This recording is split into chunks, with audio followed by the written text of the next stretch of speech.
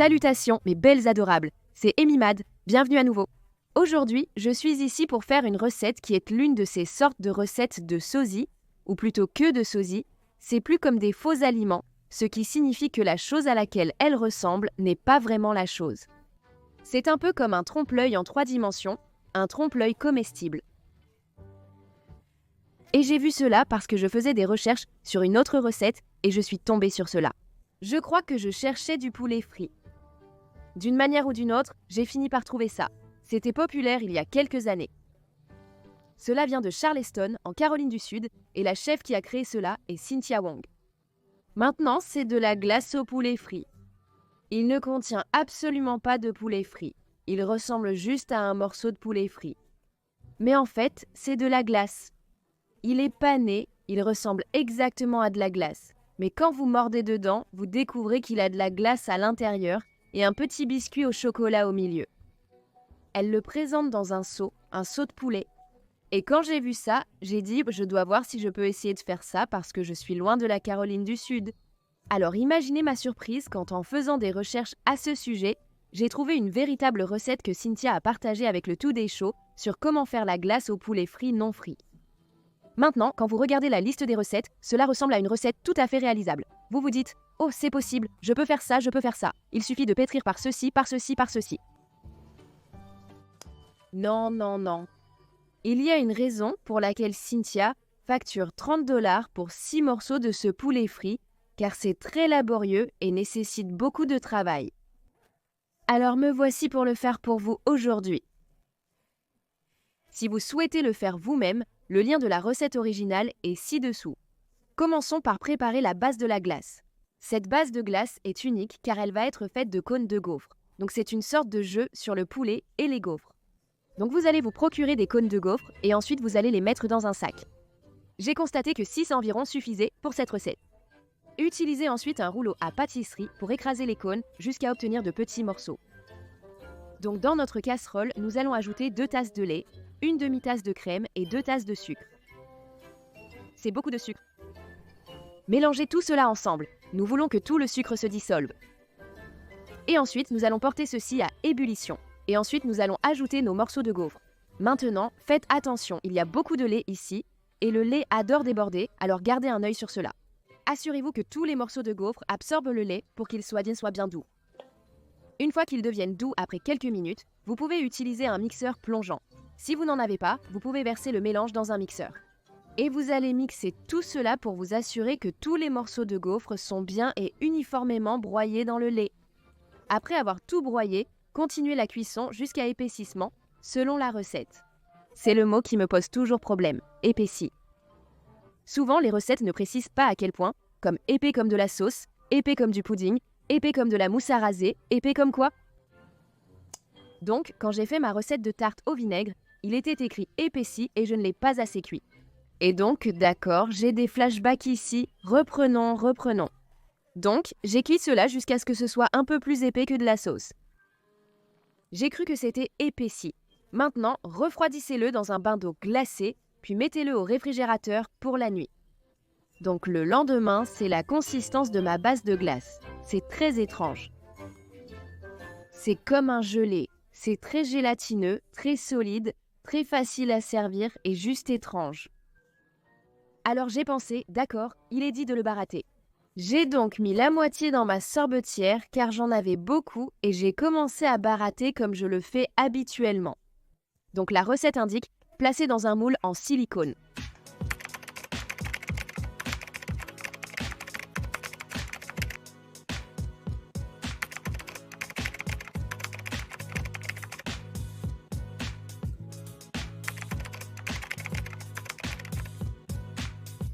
Mais j'ai trouvé des moules en forme de baguette, j'ai trouvé un moule à chocolat, je mettrai le lien ci-dessous où je l'ai trouvé.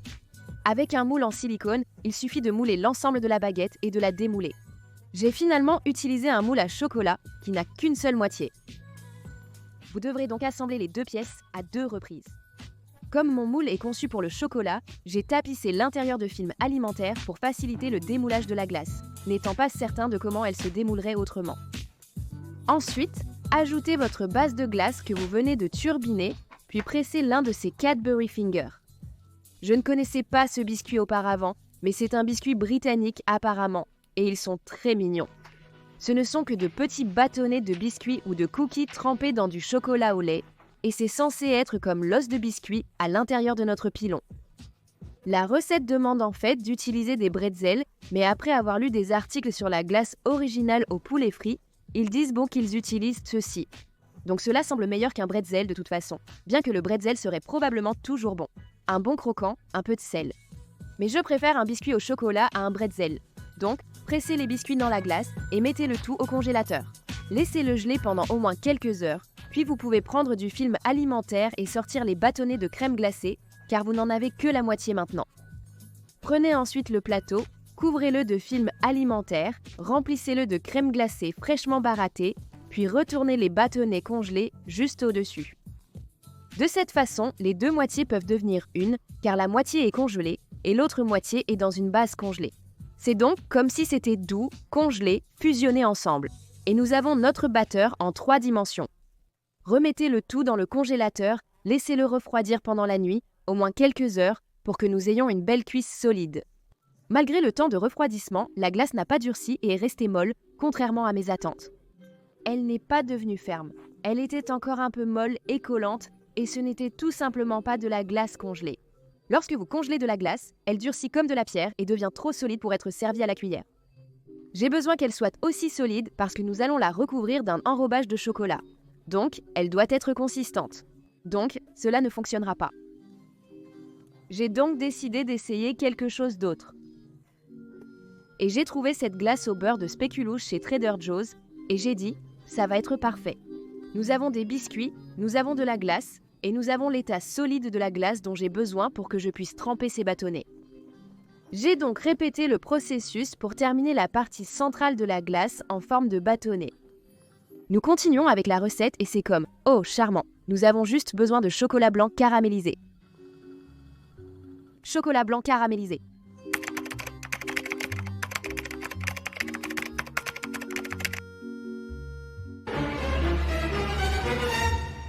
Vous devez faire du chocolat blanc caramélisé. Gars, charmant.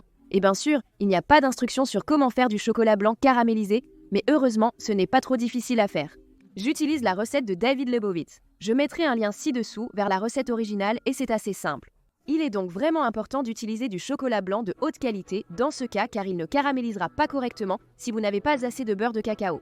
Videz le sac entier sur une plaque de cuisson à rebord, puis placez-le dans un four relativement frais, environ 200 à 250 degrés Fahrenheit. Après 10 minutes, sortez le plateau. Le chocolat devrait être doux. Utilisez une spatule propre et sèche pour l'étaler partout. Nous allons donc continuer ce processus pendant la prochaine demi-heure, heure. Sortez le plateau toutes les 10 minutes, remuez et grattez le chocolat qui commence à caraméliser. Il va commencer à brunir plus foncé, mais attention, vous ne voulez pas le brûler. Étalez-le sur un morceau de parchemin bien fin et laissez-le simplement refroidir. Une fois qu'il était complètement refroidi, je l'ai simplement cassé en petits morceaux, puis je l'ai remis dans le sac dans lequel j'avais initialement reçu le chocolat. Très bien, cela nous amène à notre dernière étape, qui consiste à enrober les bâtonnets de glace avec notre enrobage croustillant.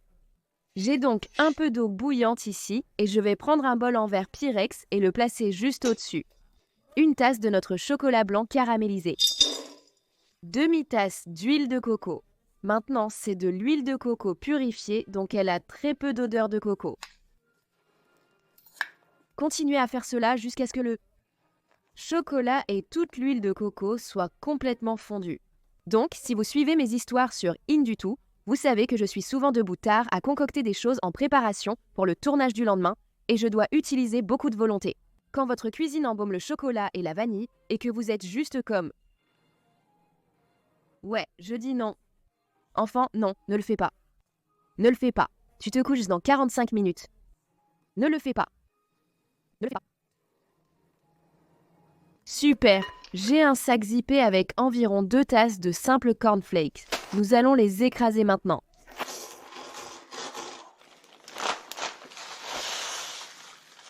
Maintenant, nous sommes prêts à enrober. Laissez-moi faire.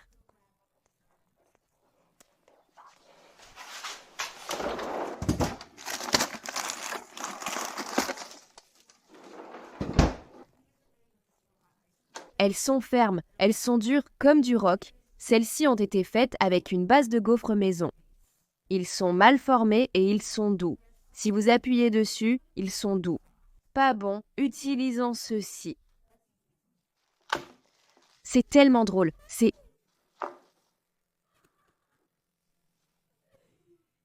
Un bâtonnet de glace. Comme c'est ridicule. Trempez ceci ici, puis dans nos miettes. Oh mon Dieu. Ça marche totalement. Oh mon Dieu.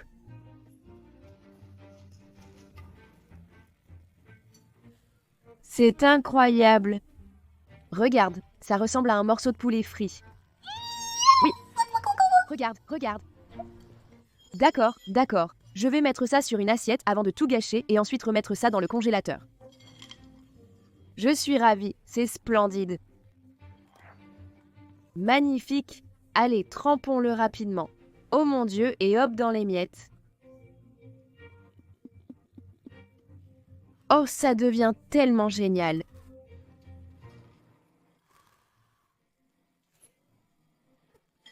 Je travaille un peu de manière maniaque, encore plus que d'habitude, parce que c'est de la glace et je ne veux pas que ces bâtonnets fondent un petit trop rapidement. Donc encore une fois, je vais les tremper. Ce qui est cool, c'est que comme je travaille avec des morceaux de glace congelés, le revêtement se fixe très rapidement et en fait ne fait pas fondre la glace du tout. Oh mon Dieu, c'est tellement beau! Maintenant, nous allons les remettre au congélateur et les laisser durcir complètement avant de les goûter. Je suis tellement excitée. Ok, je vais me laver les mains. Pas de salmonelle ici.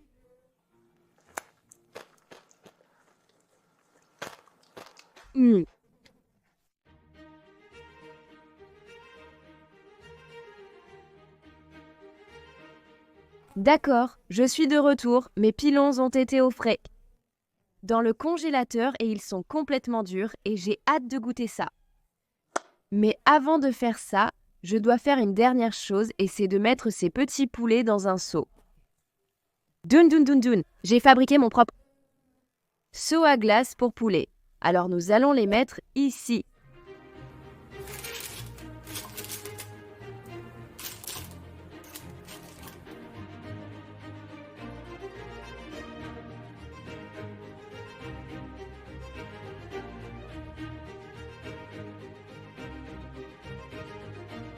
Et voilà, de la glace au poulet frit qui ne contient pas de vrai poulet frit, mais qui ressemble beaucoup à du poulet frites. C'est probablement le titre le plus long de tout ce que j'ai jamais cuisiné, mais voilà.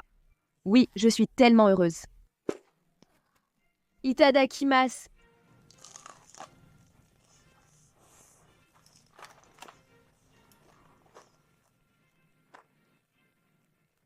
C'est une expérience étrange, car ça ressemble vraiment à de la friture profonde. Poulet frit, mais quand vous mordez dedans, c'est de la glace. C'est familier, mais surprenant.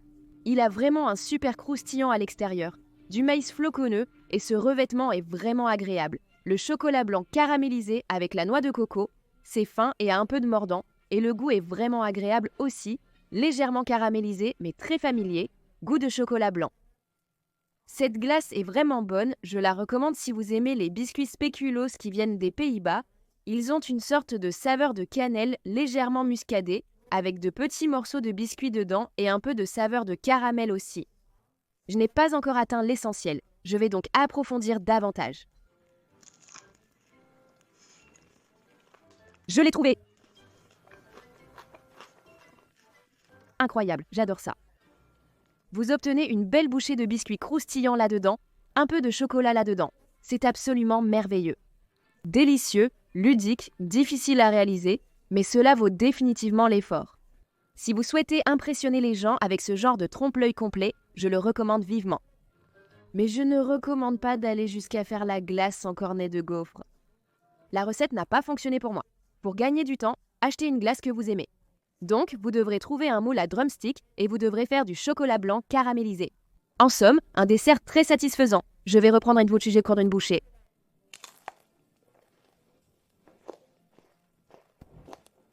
Par curiosité, j'ai aussi enrobé un des drumsticks ratés, fait avec la base de glace au cône de gaufre.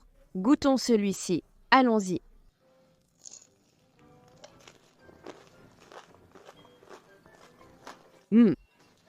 La base de la glace est bien trop sucrée. Je pense que cela pourrait être lié aux cornets de gaufres que j'ai achetés. J'utilise des cornets de gaufres achetés en magasin et peut-être que dans la boulangerie de Cynthia, elle utilise des cornets de gaufres faits maison parce que c'est beaucoup trop sucré. La base de la glace a aussi une texture très étrange. Elle est un peu élastique et c'est juste beaucoup trop sucré. J'aime cependant le goût.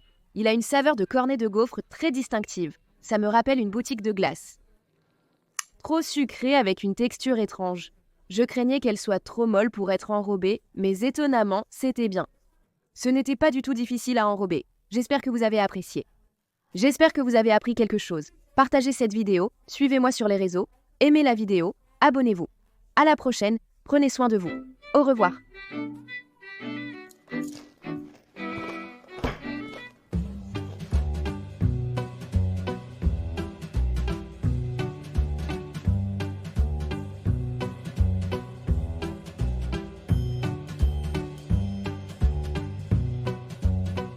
Pour la fin, je ferai ainsi.